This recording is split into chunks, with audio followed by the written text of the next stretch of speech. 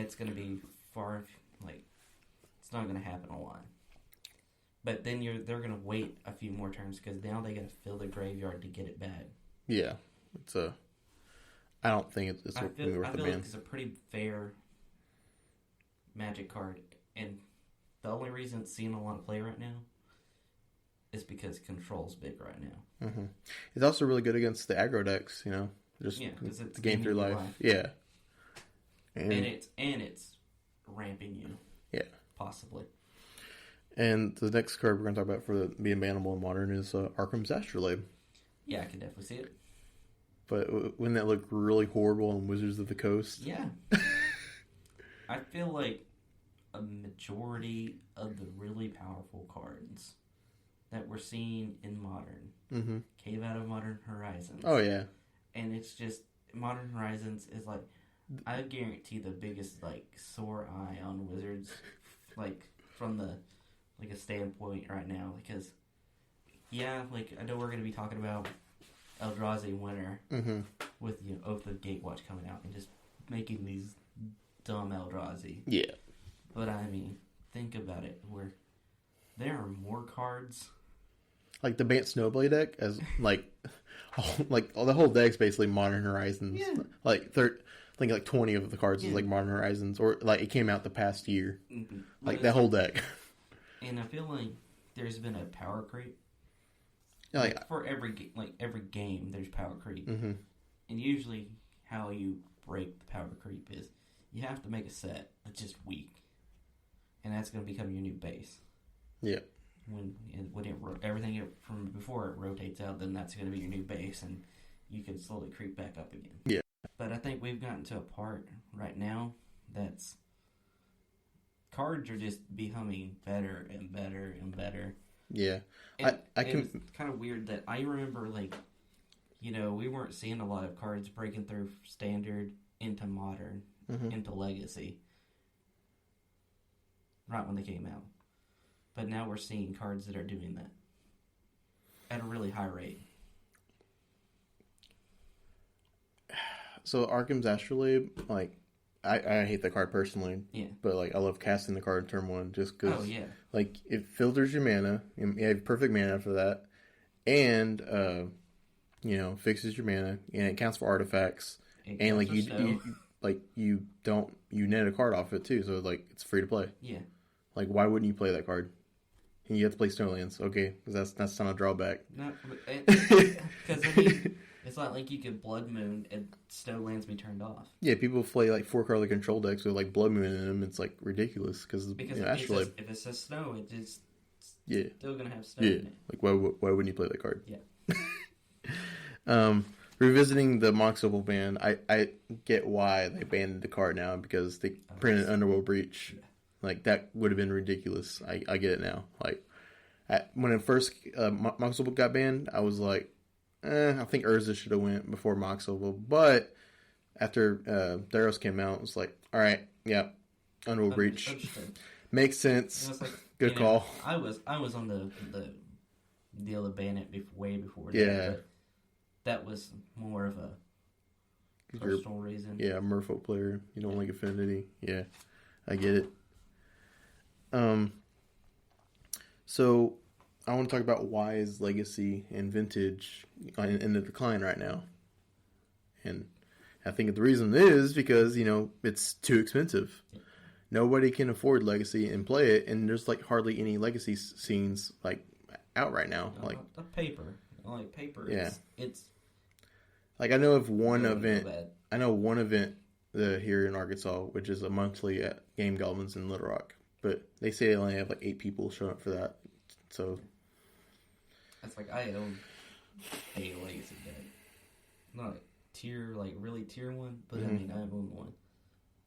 Yeah, I wish Legacy was cheaper. It was if it was cheaper, it would probably see a lot more play. Legacy is a fun interactive format. You take all the best parts of Modern and then you spice it up. Yeah. And it becomes more of people see it as the uninitiated people into Legacy see it as a non-interactive format.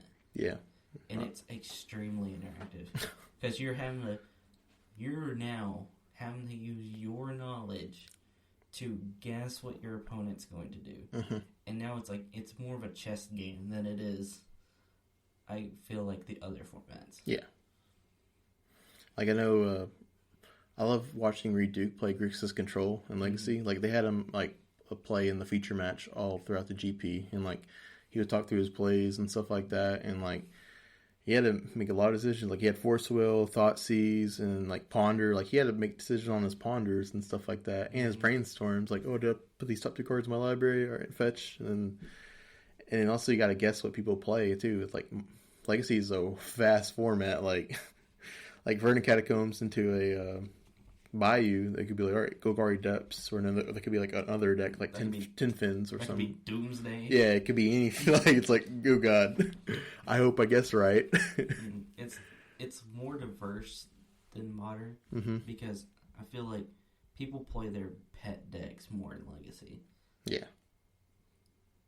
Like, a lot of people aren't. I don't think if Legacy was as affordable as Modern was, it probably wouldn't be that way.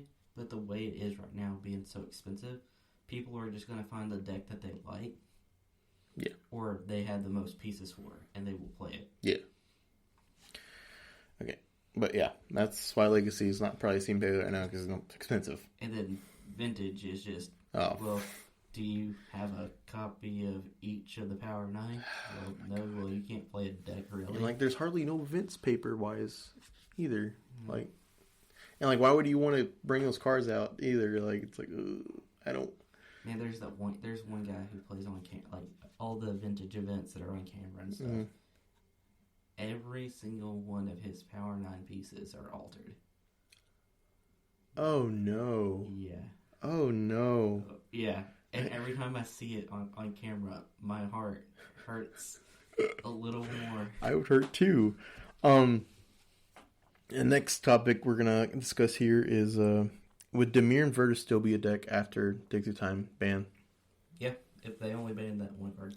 Which, I love to see them just ban Dig Through Time and see if Treasure Cruise is as bad as Dig Through Time. And I don't think it would be. Like, I feel like, this is weird for me to say, but I feel like Treasure Cruise would be a much more fair card than Dig Through Time would be. Because, like, they can cast Treasure Cruise and draw 3 cards, but they can still draw 3 lands and, like, still be dead. Yep. Like, with Dig Through Time, it allows them to have card selection and find the right card for the right situation. That's the bit of, like, the trade-off on those 2 cards. Yep. One was supposed to be more cards, and one was supposed to be better quality card. Yep. And I feel like, stuff for me to say, but, like, I feel like Treasure Cruise would be a lot more better, and, like, the Pioneer meta would look a lot more fair, I guess I would say. After that, like, the people will probably be scared of the Heliod combo. But it's a lot more interactive. Also, I think if people, I guess, took the time to learn the pilot... Dimir Inverter. That and the Lotus Field. Like, that's the reason why they didn't ban the Dig Through Time yet. Because, like, they said high skill cap for Dimir Inverter deck. But, like... It's like Lotus Field's really powerful, too. Yeah, like, it takes a really, really intensive mindset. Like, it has odd plays. Also, like, it's but not. Then you gotta like worry about the hate card, the random hate cards that everybody in Pioneer right now has Dampening Spear in their sideboard just for that matchup because they have a hard time beating that card. Yeah, which, like, I don't get because, like, you can just sideboard in, like, not Nature's Claim, but any, like, disenchant effect and, like, didn't just go off like Storm does in Modern. But I was like, how many disenchant effects are in Pioneer right now? I don't know if they're right. It's like one green and one colorless. It puts in their library or something like that. Yeah. I don't know. There's effects for it though. Like, they play Lotus Field that produces any colored mana, so I feel like it wouldn't be hard. And they have Sylvan's Scrying to get the mana they need for it. Not saying it's not like. Also, they can't beat Leyline of Void either. Yeah. And people are playing those just because they're murder decks, so it's seeing hate because of the. That's why the prices went up a little bit and steadied out again. Mm-hmm. Yeah. But yeah, I feel like if you don't ban Dig Time, like the Corey Burkharts and like the Peter Ingrams of the world are just gonna play the deck and start winning. Like Peter Ingram won the last Open with Pioneer. Like he lost 2 games, I think. That was it. Like he's tuned in with that deck. Like when you have a good Dimir Inverter pilot, I'm just gonna be honest, like I wouldn't want to play them.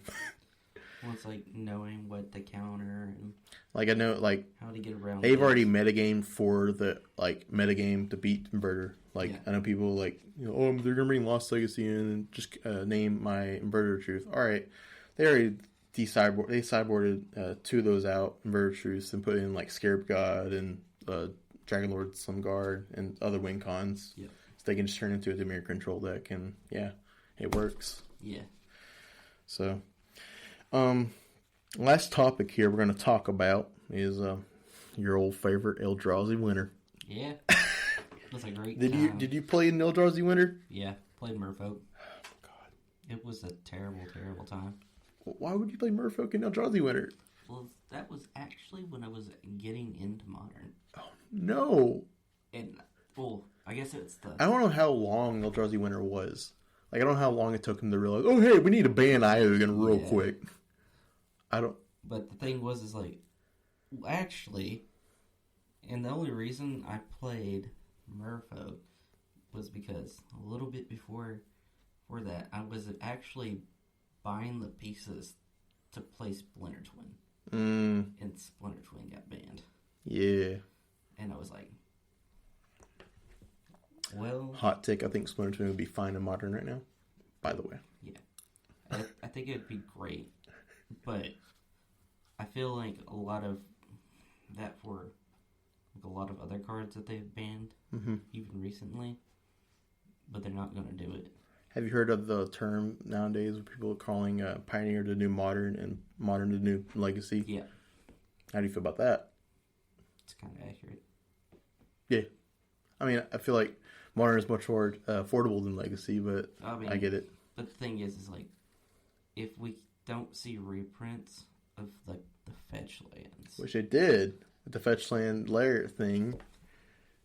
They almost got it. Yeah, well, let's jack up the price on the secret layers, but hey guys, we don't worry about the secondary market. Good for commander players because they get a playset of all the enemy fetches, but bad for modern players because if they really... You gotta buy 4 of them. You gotta buy 4. Like, if you want a playset of them, you gotta have 4. Yeah. If you're playing them in commander, you just have to have the 1. Yeah. But, I mean... It's a no-go. And you know there's some modern players out there just... I will play those. I feel like every Jund player in the world is going to buy 4 of them. Just because they're going to be the most expensive version of that card. And Jund has to buy the I feel like the Expo would be more expensive, though. Maybe. I would hope so. I swear. If I have Expo's Tarns, I swear. Well, the prices of them are going down. I know. It's sad. It's because Phoenix is not a deck anymore, but... Yeah, Tarns used to be like $400 when Phoenix was a thing. Well, it's like they went down all the way. They're like $220 now. The Watery Graves are $88. Yeah, it's whatever. Anyways, Eldrazi Winter, mind you. Yeah. So I think the most busted thing they could have done. Well, the thing was, it was Eldrazi Tron. It was banned Eldrazi. Yeah, they played Donner Hope and stuff like that. And they were Cocoing into smaller Eldrazi. They used Coco? Yeah. I remember them like splashing red for the whole hasty Obligator one, and I remember them splashing blue for Drowner of Hope. And then I know they played Gut Shot. I know there was a Eldrazi deck in every single color. Yeah, it was insane. Because you just ran the Eldrazi lands that made them cost less. So I know Pro Tour Oath the Gatewatch, that's when Eldrazi Winter debuted. But if you look at the top 8, 6 of them were Eldrazi decks with the Iogun. And then the last 2 are Infinity decks. Infinity was the only deck to keep up with Eldrazi Winter to actually have a chance to beating them. And that's if Infinity had a good draw. Yeah, they couldn't mulligan. So if you really aggressive. don't know about Eldrazi Winter, just go back to Pro Tour Earth to Gate watch